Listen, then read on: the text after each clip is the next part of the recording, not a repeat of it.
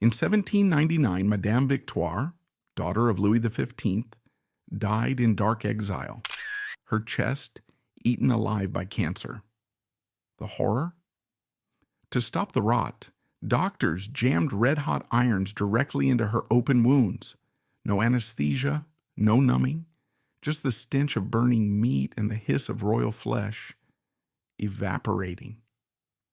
To measure the true depth of this tragedy, one must first understand the hermetically sealed innocence of the woman who inhabited that body. She was not the most brilliant of the French princesses. That title belonged to her sister Adélaïde. She was not the most ambitious nor the most beautiful. Victoire was the good one. She was the daughter, Louis XV, affectionately called Coche, or Piggy, a nickname born of her love for food, her comfortable plumpness, and her agreeable docile nature. She was a woman of simple pleasures in a complex court. She loved her harpsichord, she loved her God, and she loved the safety of her routine. Her life was a hermetically sealed ecosystem of rituals. The morning levee where she was dressed by ladies in waiting, the walk to the chapel, the card tables, the endless dinners. It was a life of softness. Her skin was protected from the sun, her hands were protected from labor, and her mind was protected from the harsh realities of the world outside the gilded gates. She was the embodiment of the Rococo spirit, soft, powdered, and entirely artificial. But biology does not care about protocol. While Victoire moved through the mirrored halls, eating rich meats and worrying about the placement of ribbons on her gown, a cellular rebellion was already whispering in the dark. It is impossible to pinpoint the exact day the first cell mutated. Cancer is a silent assassin, a traitor that wears the uniform of the body's own tissues. Perhaps it began while she was sitting for a portrait, holding a pose for hours while the paint dried. Perhaps it began while she was kneeling in prayer, asking God to protect her family from the rising tide of public anger. Deep within the glandular tissue of her breast, a single cell ignored the command to stop dividing. It replicated. Then it replicated again. It required no permission from the king, and it feared no revolution. In the medical understanding of the 18th century, this was not seen as a genetic error. It was viewed through the ancient and terrifying lens of the four humors. Doctors believed that the female body was a vessel of cold and moist elements, prone to the accumulation of melancholic humors or black bile. When this toxic bile stagnated, it was thought to clot and harden, forming a crab-like growth, carcinose, that dug its claws into the flesh. Cancer was not just a disease, it was viewed as a corruption of the spirit manifesting in the flesh, a rotting from the inside out caused by grief, suppressed emotion, or moral failing. For a princess like Victoire, whose entire existence was based on purity and image, the emergence of such a disease was not just a health crisis. It was a source of profound existential shame. The timing of this biological catastrophe could not have been worse. The world was ending. The year 1789 brought the crash of the Bastille and the collapse of the absolute certainty that had held Victoire's life together. The royal family was dragged from Versailles to Paris, subjected to the humiliation of the mob, and eventually imprisoned. Victoire and her inseparable sister Adélaïde, the Madame Tante, managed to secure permission to leave France in 1791, just before the borders truly closed and the guillotine began its rhythmic work. They fled into the night, leaving behind the only home they had ever known, carrying only their jewels, their memories, and for Victoire, the silent seed of her own destruction. They became refugees, elderly women in heavy silk dresses wandering across a Europe, that was rapidly becoming hostile to their name. They traveled from Bellevue to Rome, seeking the protection of the Pope. They moved to Naples, then to Corfu, and finally, as the armies of Napoleon Bonaparte swept across the map like a spilled bottle of ink, they were pushed to the edge of the Austrian Empire, to the windy, damp port city of Trieste. The stress of this exile cannot be overstated. Imagine a woman who had never drawn her own curtains or poured her own water, suddenly thrown into carriage rides that lasted for weeks, sleeping in drafty inns, facing the hostility of revolutionary crowds, and living in constant fear of capture and execution. Stress is a powerful catalyst for disease. It floods the body with cortisol, suppresses the immune system, and opens the door for latent sickness to kick it down. It was during this chaotic, terrifying journey that the silence of the cancer ended. We can imagine the moment of discovery. It likely happened in a rare moment of privacy, perhaps in a cold room in Naples or Rome. Victoire, washing herself with a damp cloth because the luxury of a warm bath was a distant memory, would have felt it, a hardness, a stone beneath the skin of her breast where there should have been only softness. It was small at first, perhaps the size of a walnut, hard and immovable. Her reaction would have been instantaneous denial. To acknowledge the lump was to acknowledge a new internal front. In the war, she was already losing. She said nothing. She adjusted her corset, tightening the stays to hide the irregularity, and smoothed her dress. She was a princess trained to never make a scene, to never complain of a headache or a chill, lest it disrupt the schedule of the court. She applied this same rigid discipline to the growth in her chest. She prayed it away. She bargained with God. She ignored the occasional sharp twinge of pain that radiated into her armpit. She told herself it was a bruise, a cyst, a result of the rough carriage rides. But the crab does not bargain. As the Madame Tante moved further east, chased by the specter of the Republic, the tumor grew. It began to adhere to the skin, pulling the nipple inward, puckering the flesh like the skin of an orange. This was the sign of cancer en cuirasse, cancer in the breastplate. The skin itself was becoming infiltrated by the malignant cells. The pain shifted from a dull ache to a sharp, biting sensation, as if an invisible animal were chewing on her nerves. Still, she kept her secret.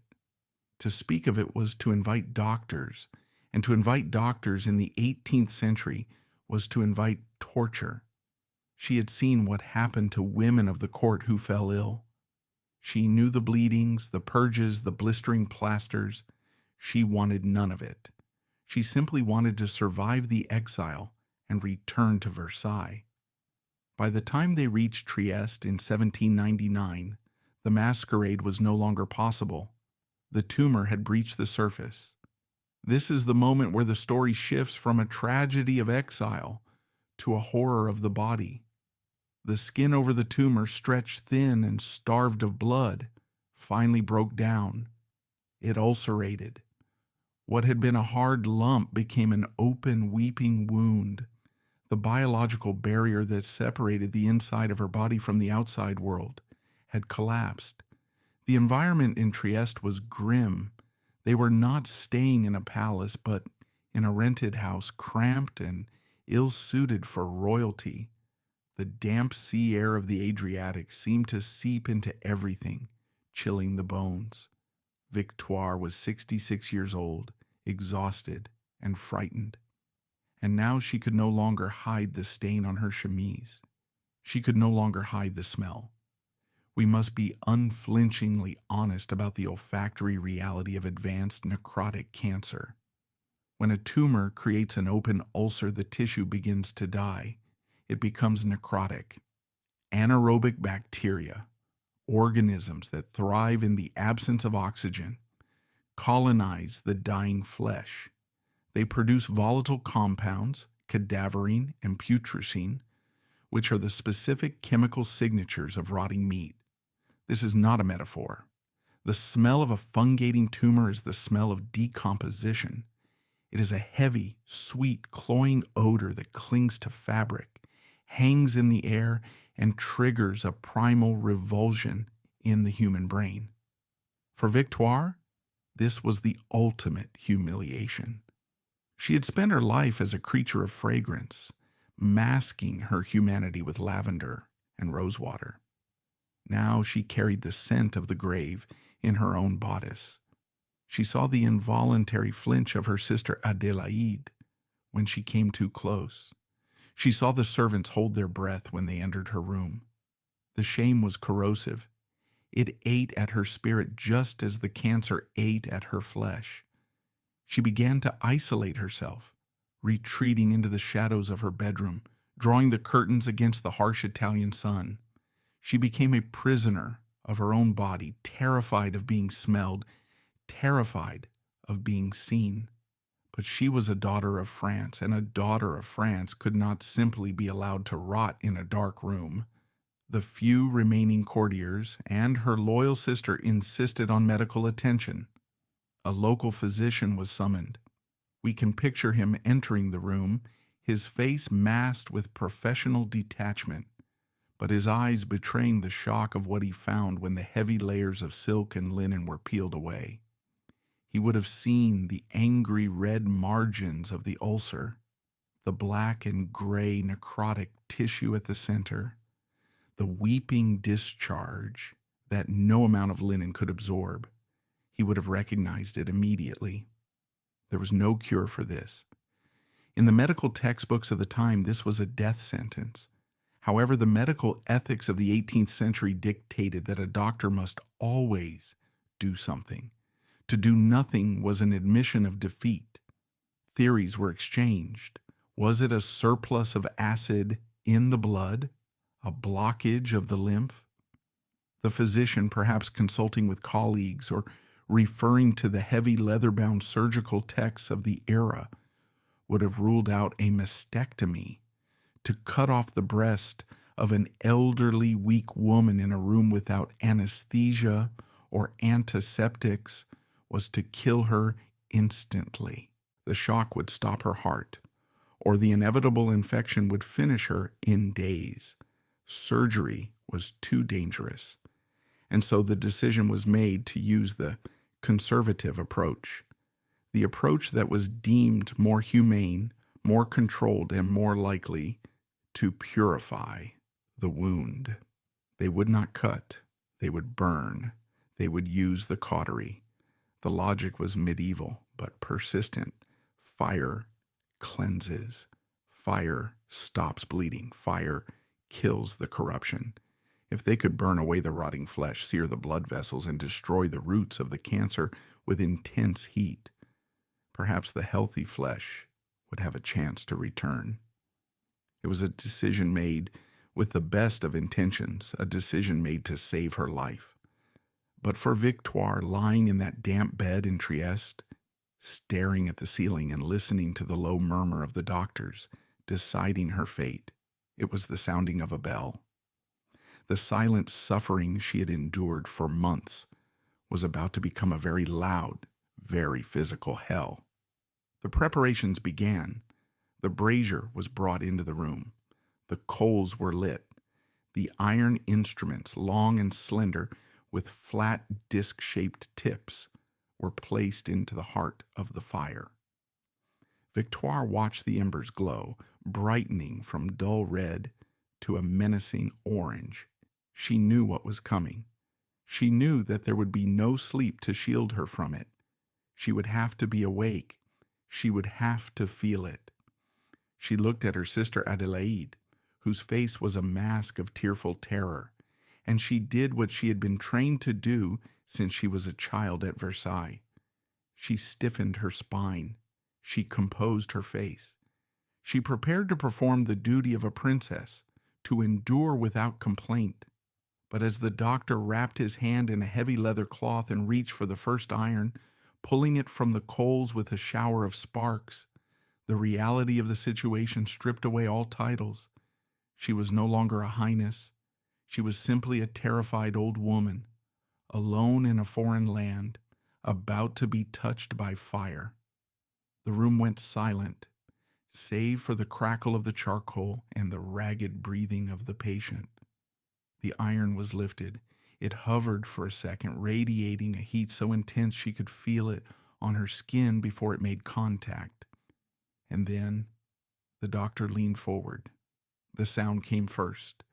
Before the pain registered in the complex network of nerves that ran through her chest, before the brain could even process the violation of the heat, there was a sound. It was a wet, sharp hiss, violent and immediate, like a drop of water hitting a skillet that had been left on the fire for an hour. It was the sound of moisture instantly evaporating from living cells.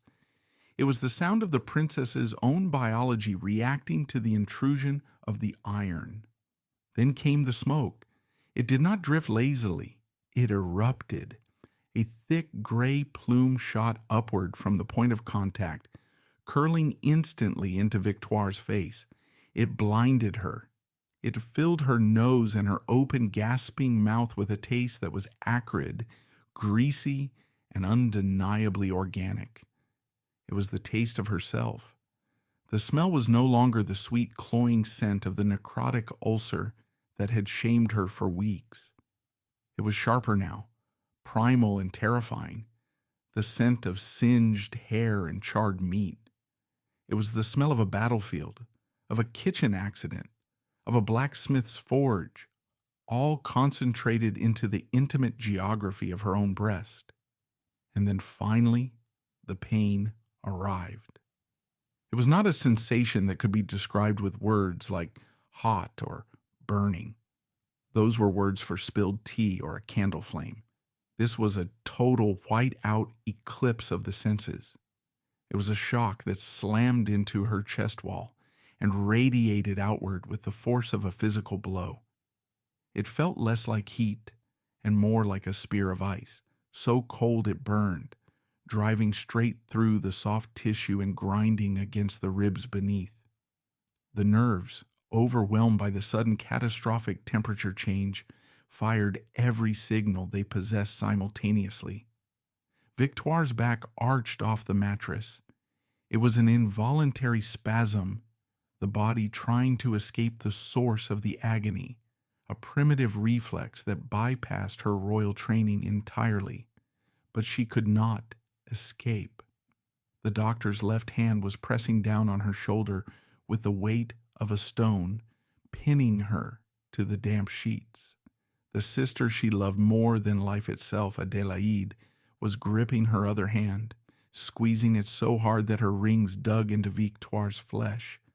Adélaïde was weeping, her face turned away toward the wall, unable to watch the iron do its work. But Victoire did not have the luxury of looking away. She was the one burning. She did not scream. The instinct was there, rising in her throat like a bubble of acid, a desperate need to open her mouth and let out a sound that would shatter the windows of the small Trieste apartment. But the training of Versailles held. 40 years of suppressing sneezes during Mass, of smiling through tight corsets, of biting her tongue when courtiers whispered insults. It all culminated in this single, impossible moment of silence. She bit down on the roll of linen the doctor had placed between her teeth. She bit down until her jaw muscles trembled and ached, until the fabric was soaked with saliva and the metallic taste of blood from her own gums. The scream died in her throat, strangled by duty. A daughter of France does not scream. A daughter of France endures.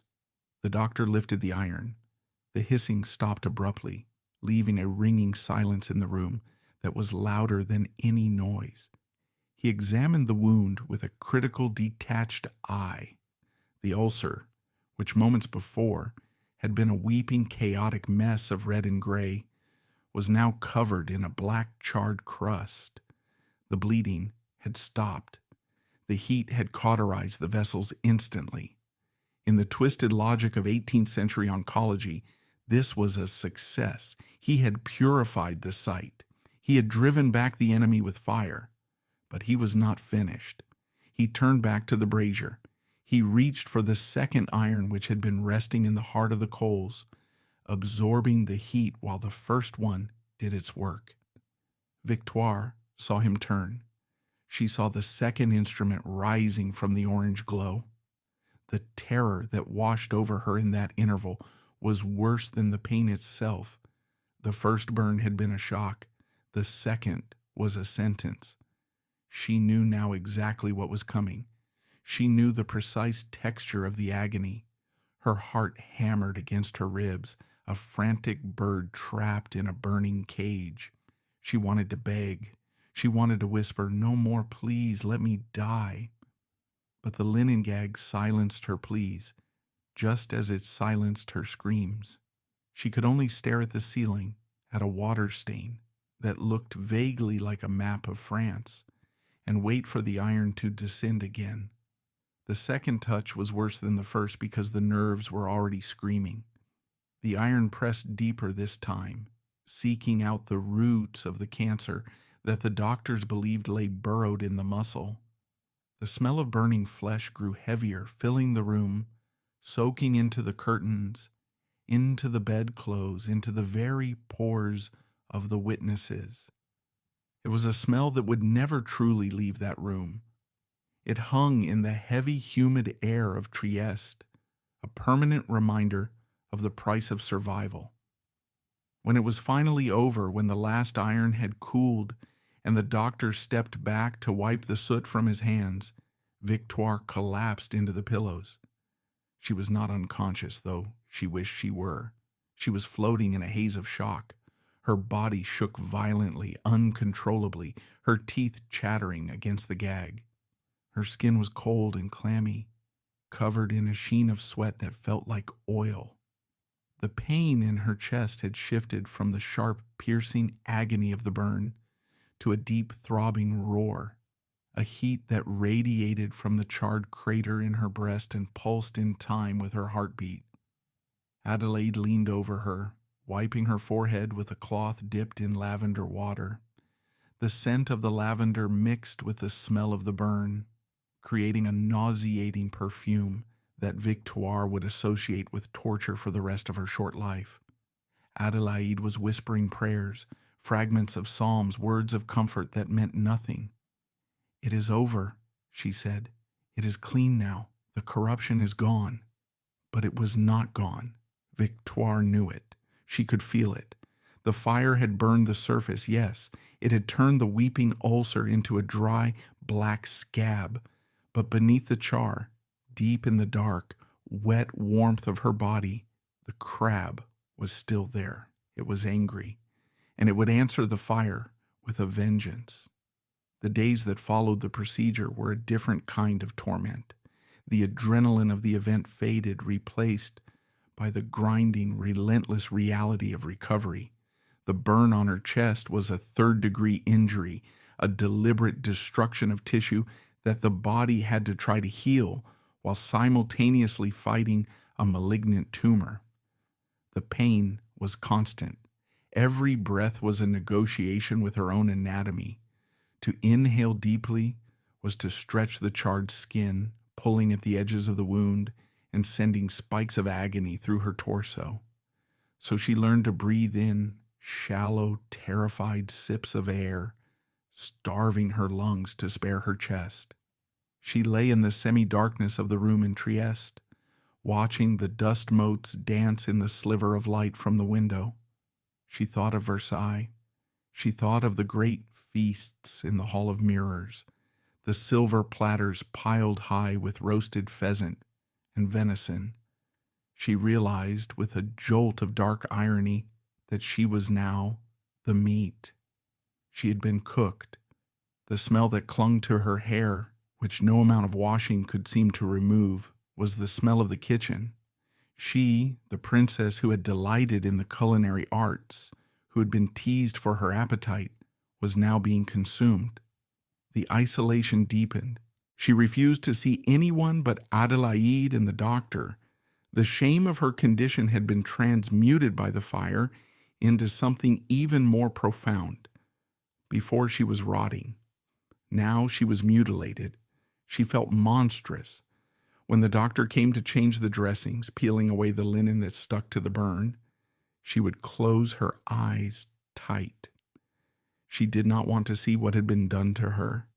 She did not want to see the black eschar, the angry red inflammation surrounding it, the sheer violence of the cure. For a week there was a deceptive lull.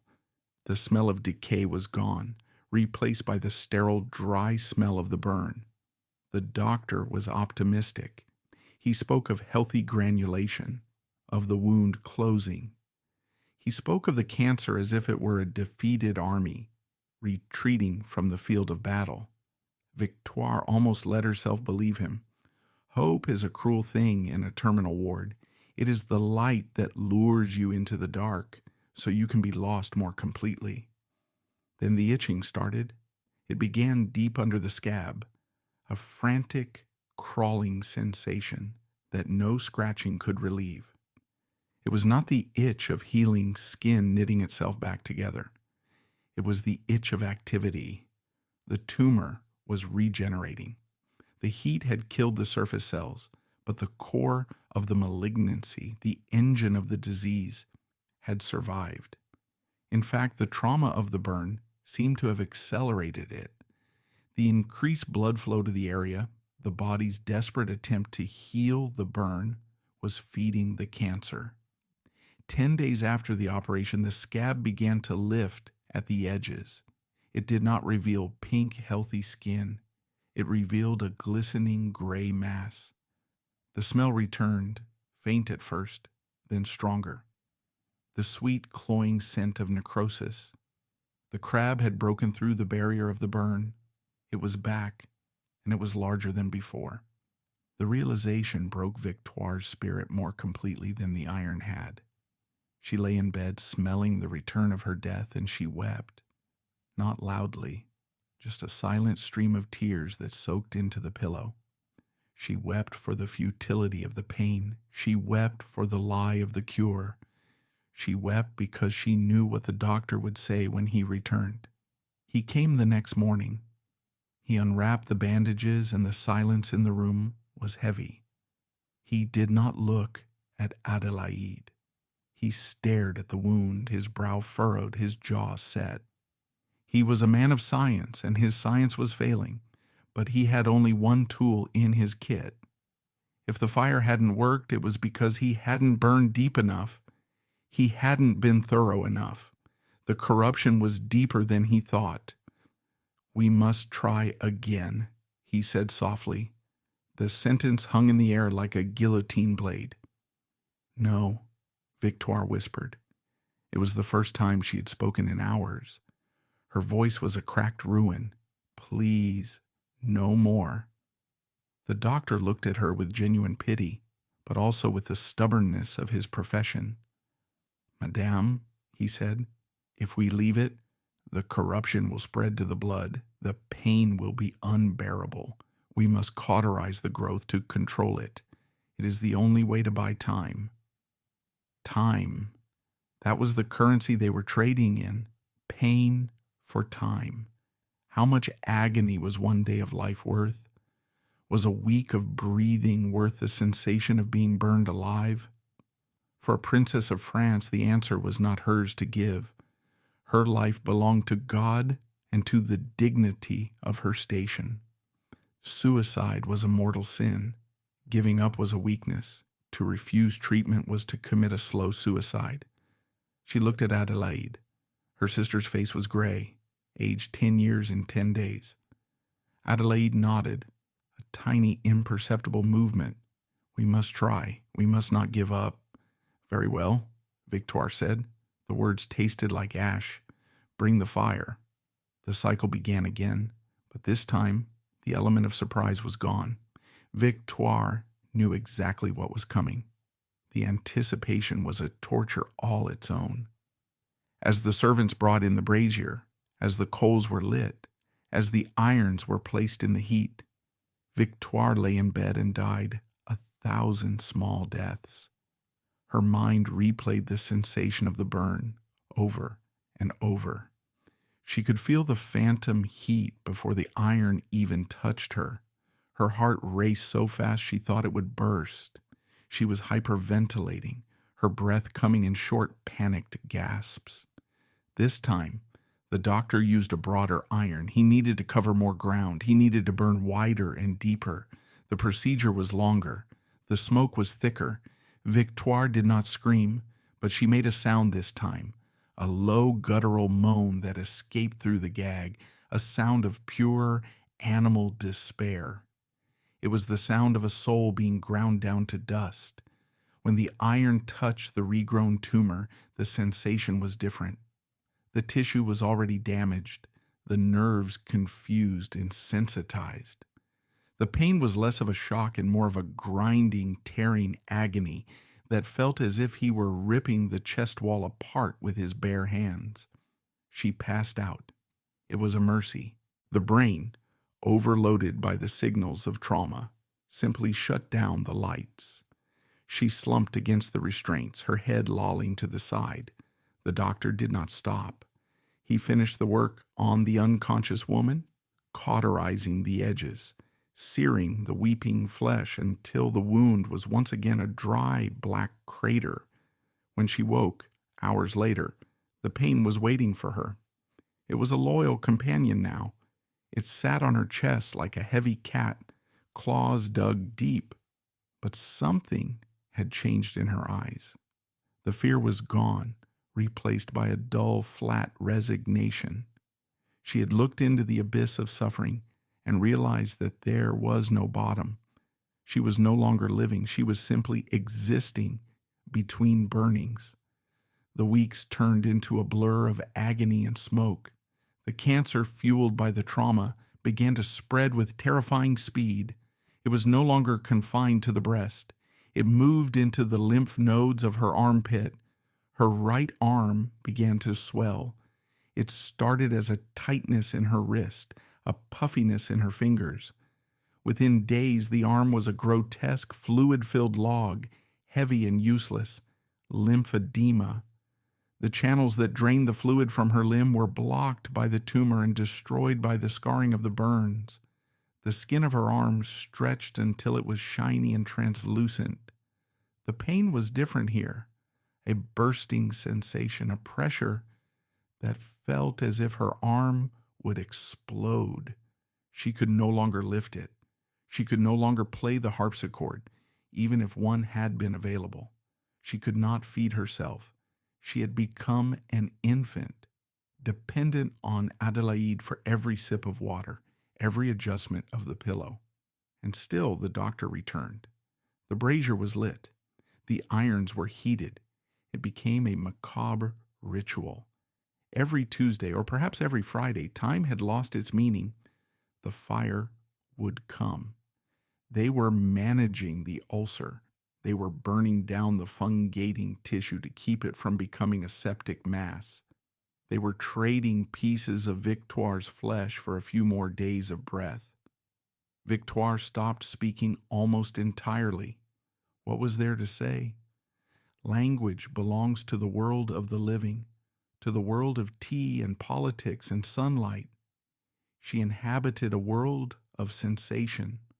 The universe had contracted to the 4 walls of her room and the 6 inches of flesh on her chest. She watched Adelaide with a detached sorrow. She saw her sister withering away, consumed by the sympathy of the torture. Adelaide was the survivor, but she was dying too, eaten alive by the sight of Victoire's suffering. One afternoon, during a lull in the pain, Victoire asked for a mirror. Adelaide hesitated. "Why, sister?" she asked, her voice trembling. "I want to see," Victoire whispered. "I want to see who I am." Adelaide brought a small hand mirror, one they had carried from Versailles, its silver handle tarnished by the salt air of the journey. Victoire held it with her good left hand. She lifted it and looked at her reflection. The face that stared back was a stranger. The plump cheeks of Kosh were gone, melted away by the fever and the starvation of the cancer. The skin was yellow, the color of old parchment. Jaundice had set in as the disease began to touch her liver. The eyes were sunken, dark hollows bruised by sleeplessness. Her hair, once powdered and piled high, was thin and gray, matted with sweat. But it was the eyes that terrified her. They were ancient. They were the eyes of a woman who had seen hell. There was no royalty in them. There was no divine right of kings. There was only the raw, naked animal panic of a creature caught in a trap. She lowered the mirror. "Take it away," she said. "Madame Victoire is dead. There is only the fire left." The doctor arrived the next day. The ulcer had broken down again. The smell was back. He began to set up the brazier. Victoire looked at him. She did not fight. She did not argue. She simply opened her mouth and allowed Adelaide to place the gag between her teeth. She closed her eyes. She visualized the hall of mirrors. She visualized the cool glass, the reflection of the candles, the endless, infinite corridor of light. She tried to go there. She tried to leave her body on the bed in Trieste and walk down that hallway, her silk skirts rustling, her laughter echoing. She heard the click of the iron being lifted from the grate. She heard the doctor's heavy breathing. She heard the sizzle of the heat meeting the air. "I am not here," she told herself. "I am in Versailles. I am dancing." The iron touched her. The illusion shattered. The hall of mirrors exploded into shards of white-hot glass. There was no Versailles.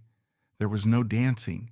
There was only the room, the smell of burning meat, and the silent scream that echoed in the hollow chamber of her ribs, over and over, a prayer to a God who seemed to have turned his face away.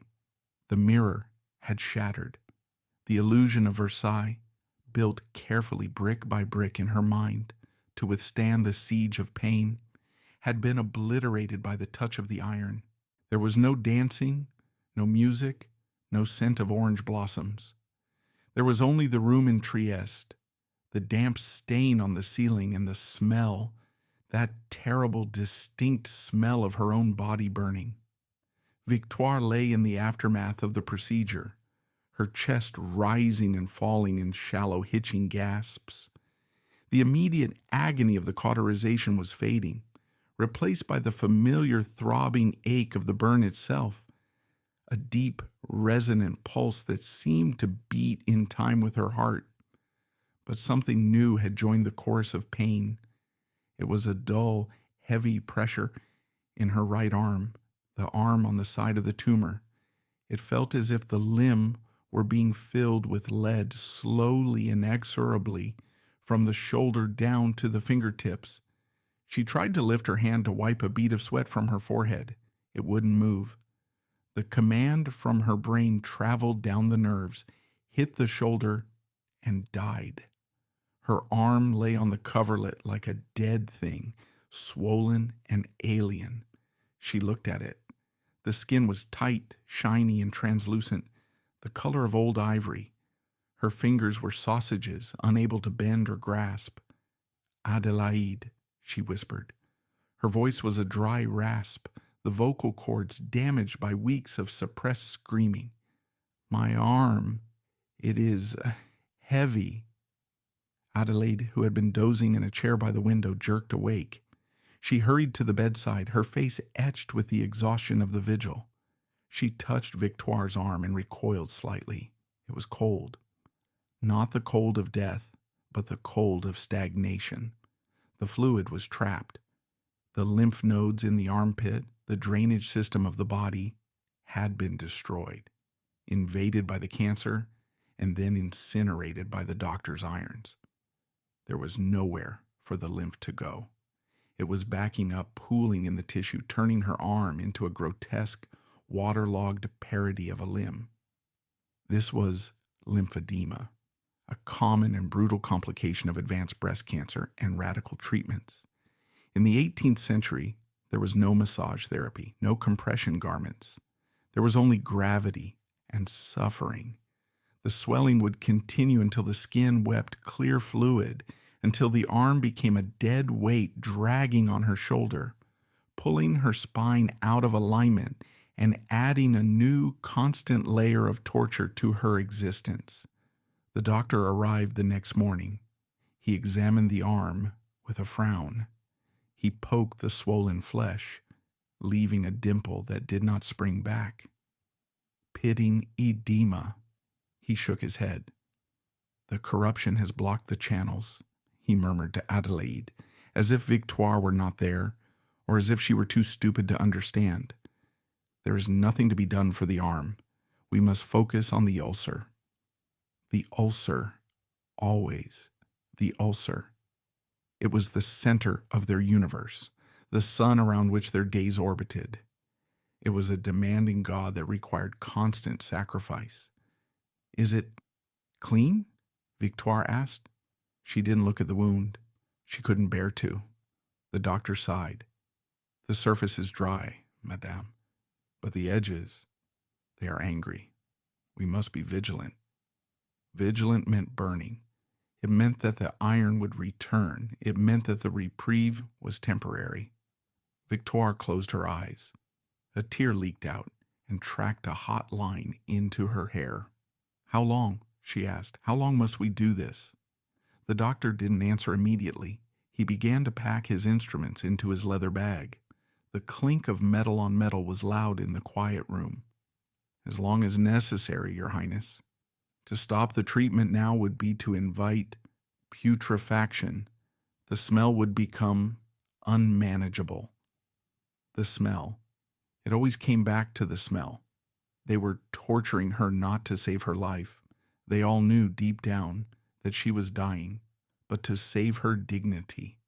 They were burning her to keep her from rotting while she was still alive. They were sanitizing her death for the benefit of the living. Days turned into weeks. The calendar on the wall lost its meaning. There was only the cycle of the burn. Every 3 or 4 days the brazier would be lit, the irons would glow, Victoire would be held down, the smoke would rise, the scream would be swallowed. She began to drift.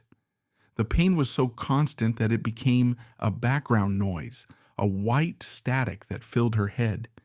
She spent hours staring at the dust motes dancing in the shaft of light from the window.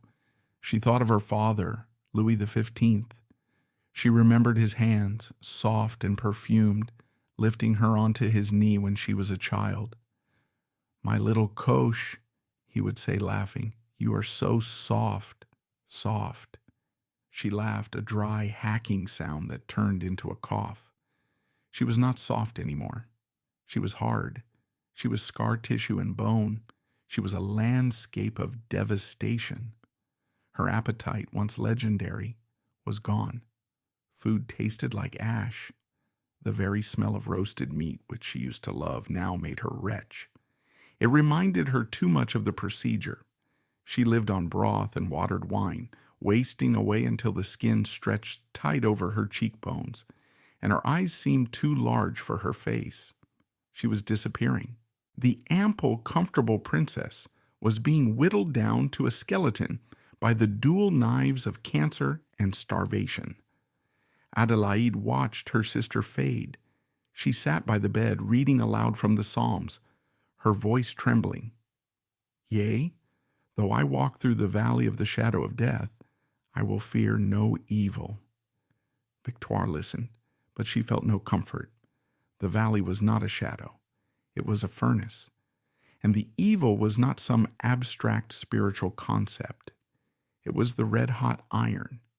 It was the crab eating her chest. It was the indifference of a universe that allowed such pain to exist. One night, a fever spiked. It was inevitable. The constant burning, the open wound, the weakened immune system.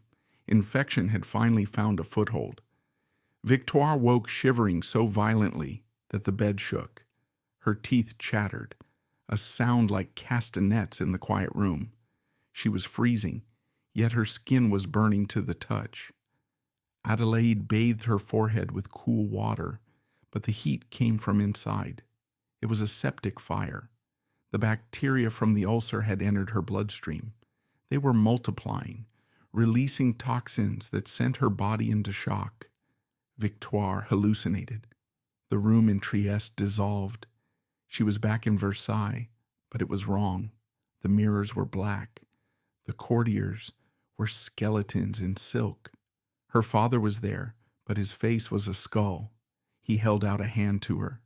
"Come, Coche," he whispered. "It is time for the ball." "I cannot dance, Papa," she murmured, thrashing in the sheets. "My arm. It is too heavy." "Leave the arm," the skull said. "Leave the body.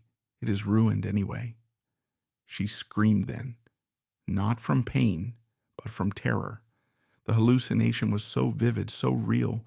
She saw the iron coming toward her, held by a faceless figure in a black hood.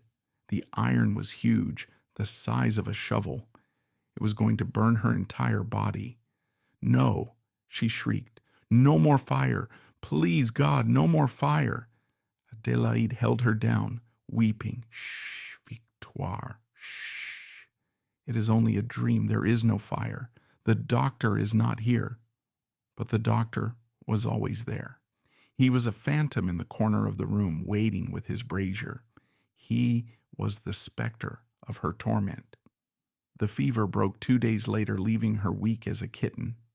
She lay on the soaked sheets, unable to lift her head. The infection had receded, beaten back by her body's last reserves of strength, but the cost had been high. She was translucent. Her breathing was shallow and rapid, a flutter in her chest. The doctor came. He looked at the ulcer. It was worse. The infection had caused the tissue to break down even further. The necrosis was spreading. The smell was back, stronger than ever. He looked at Adelaide. "We must cauterize," he said. "The infection, we must seal the wound." Adelaide looked at her sister. Victoire was barely conscious. Her eyes were open, but they were glazed, seeing nothing. She looked like a corpse already. "Is it necessary?" Adelaide asked, her voice a whisper. "Is it cruel?" The doctor stiffened. "Cruelty, madame. It is mercy. To let her rot is cruelty. We must clean the wound." Mercy. The word hung in the air, twisted and grotesque. They prepared the irons. This time Victoire did not fight. She did not tense. She simply lay there. When the iron touched her, her body jerked, a purely physiological response, but she made no sound. Her eyes remained fixed on the ceiling. She had gone away. She had retreated into the deepest cellar of her mind, locking the door against the pain. She was floating in a dark, cool void where the fire could not reach her. The doctor worked quickly, burning away the slough, searing the edges. The smoke rose, filling the room with the familiar stench. Adelaide gagged, covering her mouth with a scented handkerchief, but she did not leave. She bore witness. It was her penance, her duty. When it was over, Victoire did not wake. She slipped into a coma. Her breathing changed.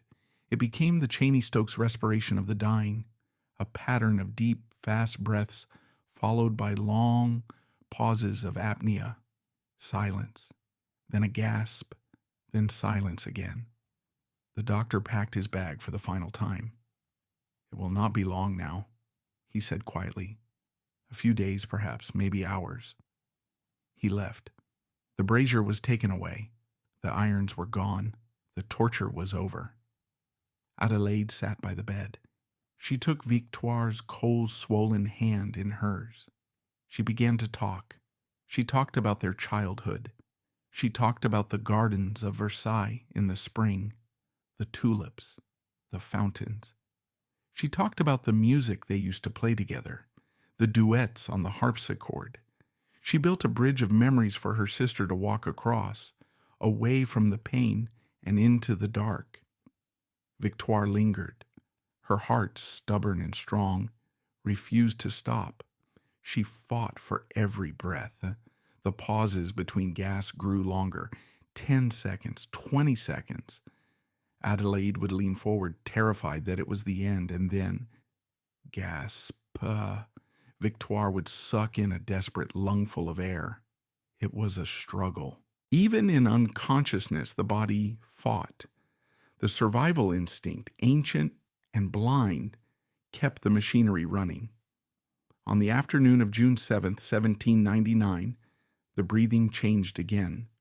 The gasps became shallower. The rattle in her throat, the death rattle caused by fluids pooling in the lungs, became louder. It was a wet, gurgling sound, the sound of drowning on dry land. Adelaide stood up. She leaned over her sister. "Victoire," she whispered, "let go. It is all right. Papa is waiting. Mama is waiting. Go to them." Victoire's eyes opened. For a brief, impossible second, the glaze cleared. She looked at Adelaide. There was recognition there, and something else. Relief? Fear? It was impossible to say. Her lips moved. No sound came out. She tried again. "The fire," she breathed. It was barely a whisper, a ghost of a sound. "No fire," Adelaide sobbed. "No more fire. Never again." Victoire sighed. It was a long, shuddering exhalation. Her chest fell. It did not rise again. The silence that followed was absolute. It was heavy and final. The sound of the breathing was gone. The sound of the rattle was gone. The sound of the pain was gone. Adelaide waited. 1 minute, 2. She checked for a pulse. There was nothing. The skin was cooling rapidly. She fell to her knees beside the bed and wept. She wept for the sister she had lost. She wept for the horror of the last months. She wept for the sheer, brutal indignity of it all. A princess of France, dead in a rented room, her body a map of scars and burns, her spirit broken by the very men who swore to heal her. The smell in the room began to change. The acrid scent of the burns faded, replaced by the settling, earthy smell of death. The window was opened. The sounds of Trieste, the gulls, the distant market, the church bells drifted in. Life continued outside. They dressed her in her best silk gown, trying to hide the swollen arm, trying to cover the bandages on her chest. They powdered her face, painting the color back into her cheeks. They tried to make her look like Madame Victoire again. But beneath the silk and the powder, the truth remained. The body remembers.